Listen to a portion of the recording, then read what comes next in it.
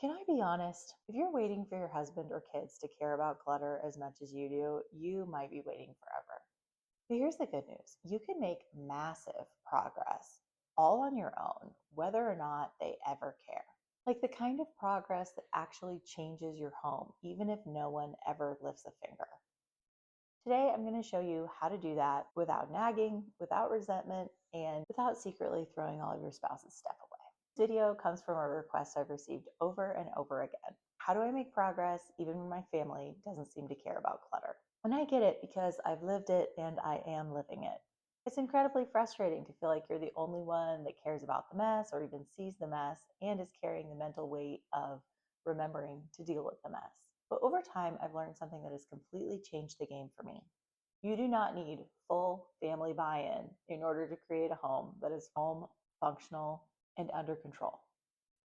So let's get started. This is my husband's messy desk, and actually this is his desk spilling over onto my desk. And so this is a hotspot for him. He spends a ton of time here, and this is an area that I kind of regularly am driven crazy by. At any point when I feel like, oh my gosh, I will lose my mind, then I just walk by this and I take care of anything that is trash or easy. There's usually quite a bit of trash. There's like drink containers, there's wrappers from foods, things like that. And I go ahead and take care of all of that sort of thing and put it in the trash. And then if there's like food from our pantry or like bags of things or whatever, I stick those back in the pantry. And then sometimes there's also laundry, like just like pants thrown on the floor or whatever.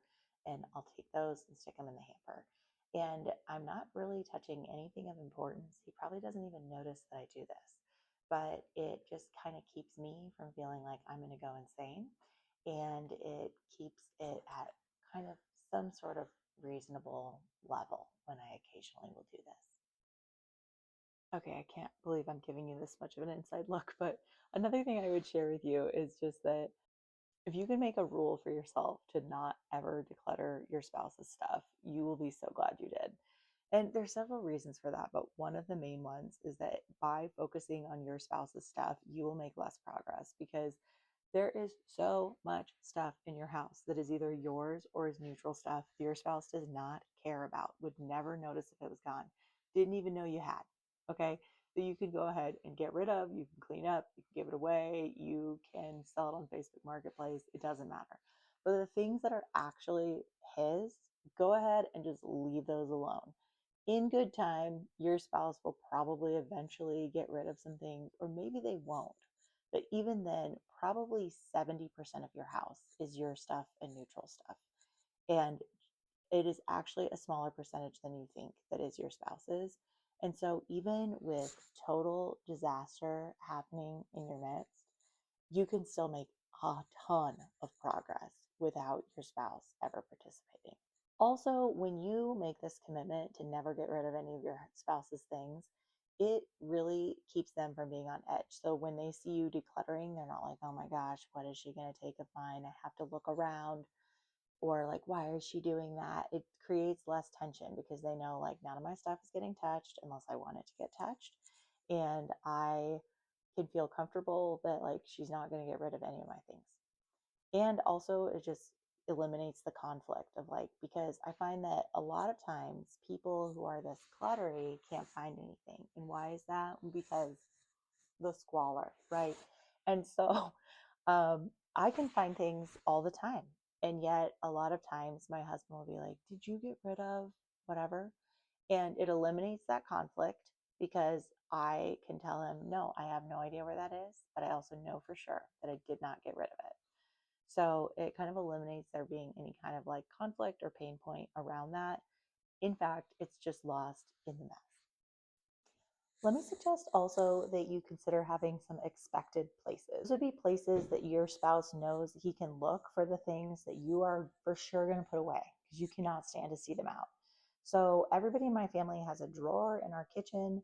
This could be something else in your house if you don't have enough drawers for this. So just think of another place. But it could be a basket in a pantry or a closet, but it's just somewhere where like you can shove stuff and there's some kind of limit, like where eventually it must end and get cleared out. Like this one is approximately needing to do. But I've set things in that drawer, and I also set things on my husband's desk if they're things that I cannot see out anymore. And he knows that it will be in one of those two places. I want to encourage you that when you see signs of life in your household, don't resent your family for that. Like, it's fine that they live here, that they leave their shoes out sometimes, that they have toys out, that they're in the midst of something, that they leave their computer out, that they sometimes like take their clothes off, not in front of a hamper, and leave them there. Like, those are things that are just normal and typical. And especially if you're not a highly organized or type A person, like, those are just things that are going to happen in your life. And of course, with children, you can like train them, you can encourage them that, when we get one thing out, we're going to go ahead and put it away before we get the next thing out, right?